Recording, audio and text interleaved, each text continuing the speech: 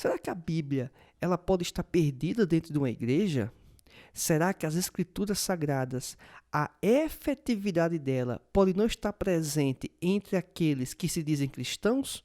Bem, talvez isso possa assustar você um pouco, mas isso ocorreu durante o reinado de Josias. E vamos entender um pouco mais sobre isso na aula de hoje. Vamos lá? Olá, seja muito bem-vindo à Escola Biblicast. Quem vos fala é o professor Roberto Penha, faço parte da Igreja Evangélica Assembleia de Deus no estado do Rio Grande do Norte, liderada pelo pastor Martim Alves da Silva. Convido você para estudar a lição bíblica número 12 das lições bíblicas adulto, que tem como grande tema nesse trimestre o plano de Deus para Israel em meio à infidelidade da nação. Essa lição bíblica em específico, a lição 12, trata sobre o reinado de Josias. Lembre que os slides utilizados nesta apresentação, eles estão disponíveis no formato PDF e PowerPoint. O mesmo se encontra na descrição deste vídeo. Portanto, aproveite este conteúdo. Bem, o texto da nossa lição bíblica diz o seguinte: Então disse o sumo sacerdote Ilquias ao escrivão Safã: Achei o livro da lei na casa do Senhor. E Ilquias deu o livro a Safã, e ele o leu. Segundo Reis, capítulo 22, versículo 8. A verdade prática diz assim: Nos dias de hoje, Deus ainda levanta homens e mulheres dispostos a combater a cultura da idolatria que se perpetua através das gerações. Temos aqui uma série de leituras diárias que recomendo que você faça elas antes da exposição da lição bíblica. O texto bíblico base se encontra em 2 Reis, capítulo 22, versículo 3 ao 5 e versículo 8.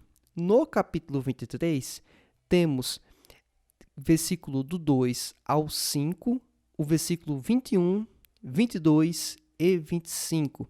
Então, todos esses textos presentes no livro de 2 Reis.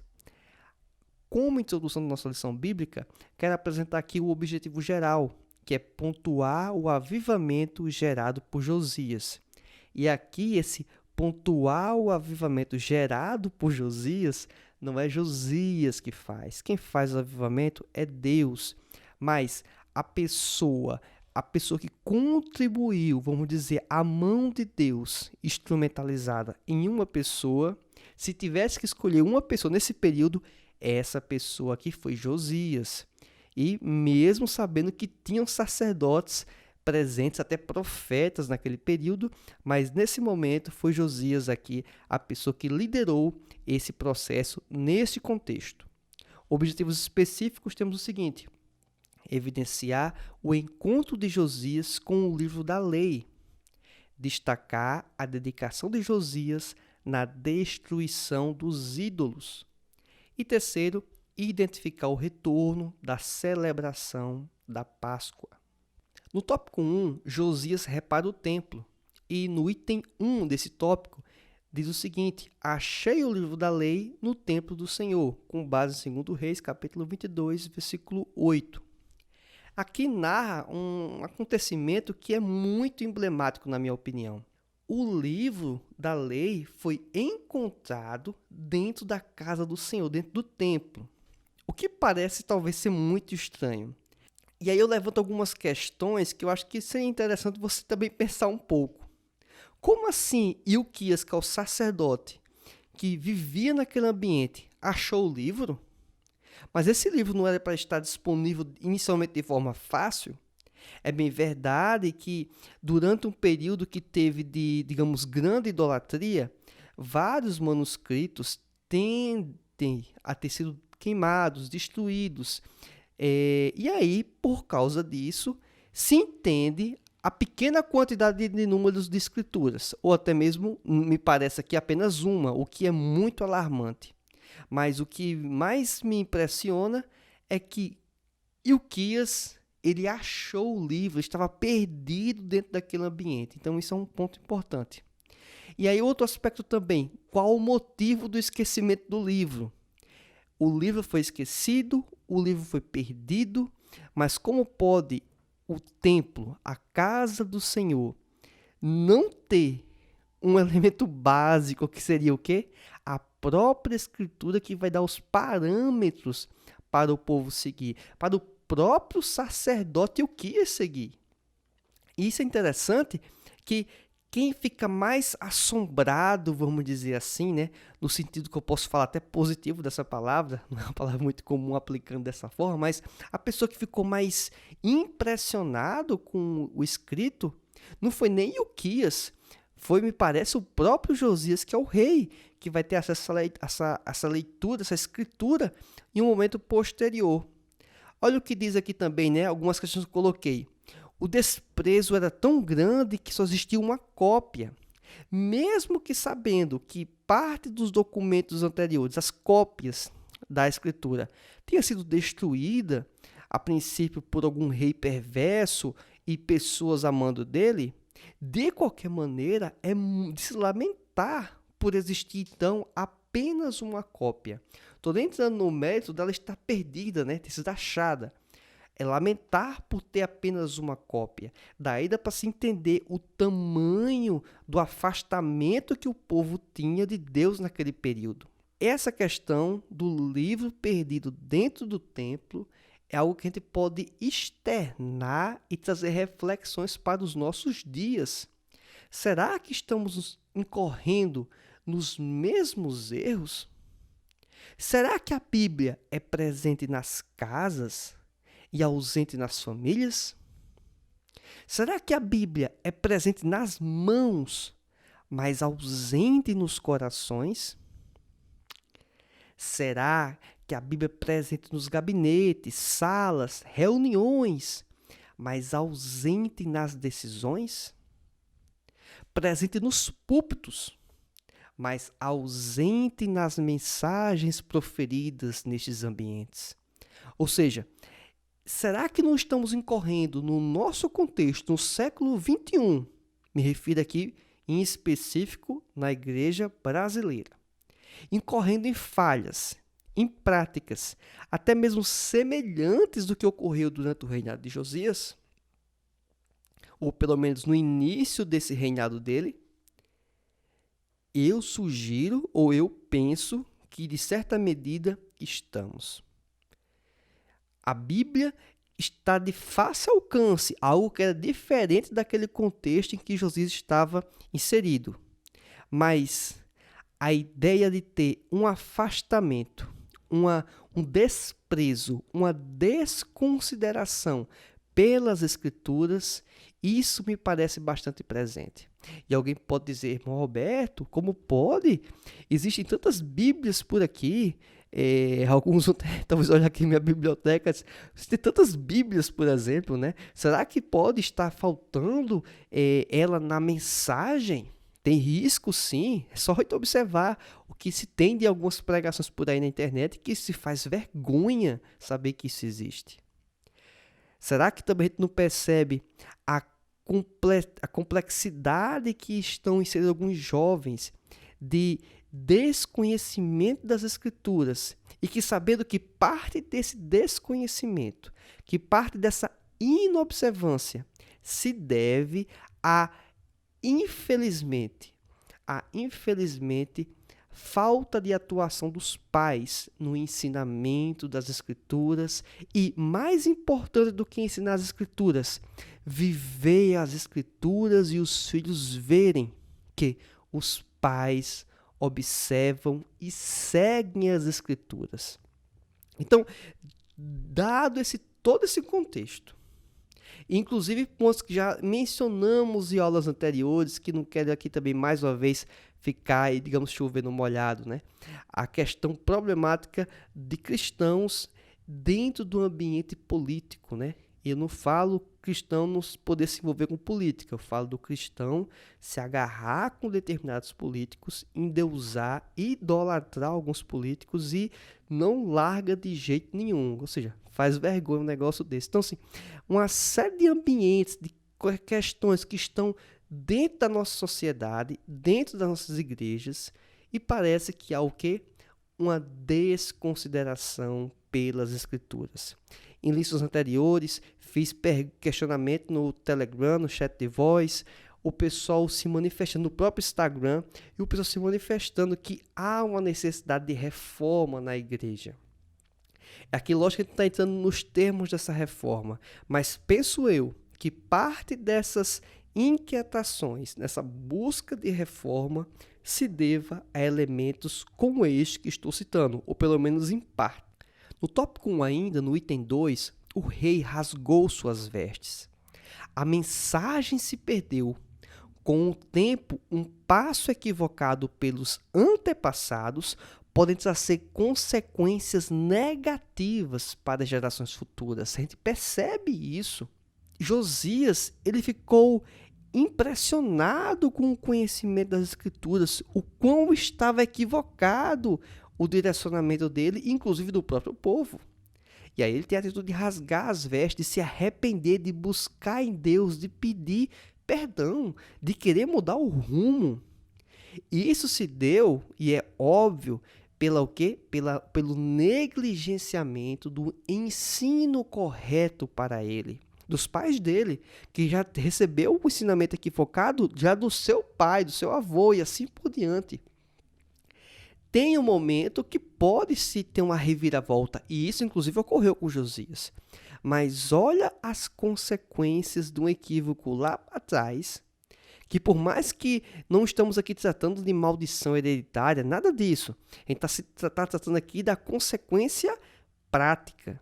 A pessoa deixar de instruir o seu filho a respeito das Escrituras, da verdade de Deus, pode sim estar trazendo uma seríssima consequência para ele e para as gerações posteriores a ele, ou seja, os netos, os bisnetos e assim por diante. Mas é interessante que Josias, ao tomar conhecimento da verdade, ele busca se reconciliar com Deus. Ele percebe o estado em que ele está e que só é possível uma reviravolta, só é possível uma mudança. O único caminho, na verdade, correto é estar com Deus. E é isso que Josias faz. Mas perceba que para isso ele teve que ter contato com as Escrituras. E aí é interessante que esse conhecimento que ele teve com as Escrituras, lá no tópico 2 da nossa lição bíblica, fala que a renovação do pacto com o Senhor. E Josias tem o aspecto de, peraí, isso é importante, eu tenho que levar isso para o povo também. E lá no subtópico 1, menciona-se a leitura do livro diante do povo. Josias, ele foi inclusivo, é importante mencionar isso, pois ele chamou tanto as pessoas menos relevantes dos contextos sociais, econômicos e também religiosos, como também as pessoas que formavam a liderança dentro destes ambientes. Ou seja, até os sacerdotes, profetas, a liderança, vamos dizer, econômica, social, eles foram chamados, mas também aquelas pessoas mais humildes, para que fossem o quê? Confrontados com a palavra. Não existe qualquer pessoa na humanidade que está além ou fora do alcance da palavra de Deus. Estas pessoas carecem e precisam dela. Josias fez questão. Ele não começou pela liderança. Ele não começou pelos mais oprimidos. Ele começou pela liderança e pelos mais oprimidos. Ele buscou a pessoa mais importante dentro do reinado, que não seja ele, lógico, né, que era o rei, até aquela pessoa menos importante. Ele procurou aquela pessoa que, em tese, deveria ter um conhecimento mais profundo do próprio Deus, que era o sacerdote, e procurou aquela pessoa que dependia do sacerdote para ter algum conhecimento de Deus. Ou seja, tudo isso Josias ele tentou implementar. Agora é interessante dizer, Josias era um líder civil, mas ele usou de sua influência e de seu poder para o ambiente, digamos, religioso, da fé. E isso é um aspecto positivo? Lógico que é um aspecto positivo, mas isso também mostra que existia uma inobservância, uma negligência por parte de quem? Do sacerdote. Por parte de quem? Eventualmente, daqueles que deveriam estar na prática de liderança dentro de suas tribos, indicando o caminho correto, sendo liderança para este povo. Mas, independente disso, vamos avançar um pouco mais. A repercussão prática dessa conduta foi que ocorreu a destruição dos ídolos. Aquilo que estava posto de fatos e de consequências de decisões passadas pelos reis e pelo próprio povo, Josias ele deu um basta. Ele eliminou isso e impulsionou, obviamente, o povo a largar os ídolos. E a gente constata o seguinte: o conhecimento da verdade divina nos impulsiona a largar os ídolos dos nossos corações. E isso não se aplica apenas no período de Josias, se aplica para os nossos dias. Aquela pessoa que tem o conhecimento da verdade é muito mais fácil. Na verdade, é a única forma de largar verdadeiramente um ídolo, de largar aquilo que escraviza aquela pessoa. É apenas e somente pela pessoa de Deus. E no nosso contexto, através da pessoa de Jesus Cristo. No tópico 3 da nossa lição bíblica, temos aqui falando sobre a celebração da Páscoa. E no subitem 1, onde menciona-se a celebração da Páscoa e a restauração do culto e dos ofícios do templo, somente, diz a lição bíblica, depois de 18 anos de reinado, foi que Josias conseguiu comemorar a primeira Páscoa. O que eu aprendo com isso é que os esforços de hoje podem levar anos para terem resultados visíveis. E quero ir além mais. Talvez nem sequer estejamos presentes quando isso ocorrer. Devemos apenas fazer o quê? A nossa parte. É bem verdade que é muito, vamos dizer, um motivo de alegria você estar ciente ou até inclusive enxergar algo que Deus fez através de sua vida, através de uma vida de alguém que você tem proximidade e você perceber que de alguma forma aquilo que você fez hoje teve um impacto e aquele impacto foi visível para você. Isso é positivo? Talvez sim, só tem que tomar um pouco de cuidado com o ego. Mas, e tem coisa que você vai fazer, vai se empenhar e talvez você nunca vai ver isso.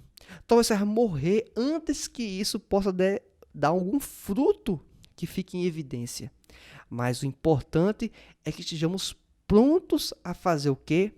A nossa parte, fazer a obra, fazer o nosso chamado, cumprir aquilo que Deus tem entregue em nossas mãos. Se formos fazer uma síntese do que ocorreu durante esse reinado de Josias e a mudança desde o conhecimento da Escritura até o aspecto prático, poderíamos traçar aqui, de certa forma, de forma muito simplória, eu falo em relação aos caminhos aqui, uma espécie de ciclo. O primeiro item foi o quê? O conhecimento da verdade, que foi obtida pela Escritura quando foi obtido o livro, achado o livro dentro do templo, dentro da casa do Senhor. Isso permitiu que, ao ser confrontado com a verdade, nós possamos ter o quê? O que Josias também teve, que foi o arrependimento. E foi um arrependimento efetivo. Porque esse arrependimento efetivo permitiu que ele tivesse uma mudança de comportamento para seguir a Deus. Coloquei aqui como terceira etapa, terceiro ciclo. E por último, essa mudança de comportamento. Ele tinha uma prática equivocada. O povo tinha uma prática equivocada. E busca-se fazer o quê? Aquilo que é correto. A prática efetiva de louvor e adoração a Deus, que culminou no contexto de Josias, na primeira celebração da Páscoa, após um longo período sem essa comemoração. Inclusive, 18 anos só dentro do reinado de Josias. Então, imagina o tempo anterior em que não estava sendo praticada esta comemoração, que é uma alusão aos grandes feitos que Deus tem feito e que Deus fez para o próprio povo dele. E como conclusão, quero destacar os seguintes pontos. Não importa o quão distantes estamos de Deus, sempre podemos nos aproximar dele. Este é um aspecto importantíssimo. não tem pessoa perdida. Toda pessoa pode ser alcançada por Deus. A prática da leitura e na meditação da palavra de Deus nos conscientiza sobre os nossos pecados. Eu só entendo que é uma coisa errada, só entendo que preciso de Deus a partir do momento que tenho conhecimento da verdade. E por último, quero destacar: o coração que transborda Deus não tolera ídolos ou qualquer outra prática que desagrade ao Senhor. Quanto mais nos aproximamos de Deus, mais nos afastamos dos nossos ídolos, das nossas inclinações para a prática do mal e práticas que abominam, que Deus não tem prazer algum em ver o servo dele, uma pessoa, praticar. Bem, é isso que eu queria trazer como reflexão. Fica o convite para você que ainda não está acompanhando o Escola Biblicast nas redes sociais, que possa fazer isso. Se por acaso chegou aqui por esse vídeo a primeira vez, recomendo que você se inscreva no canal e possa também ativar as notificações e assim acompanhar todo o conteúdo que está disponível aqui no Escola Biblicast. Também, se você achar que esse conteúdo é útil, compartilhe com outras pessoas. Aguardo você em nossa próxima aula. Que Deus te abençoe. Fique na paz do Senhor. Tchau.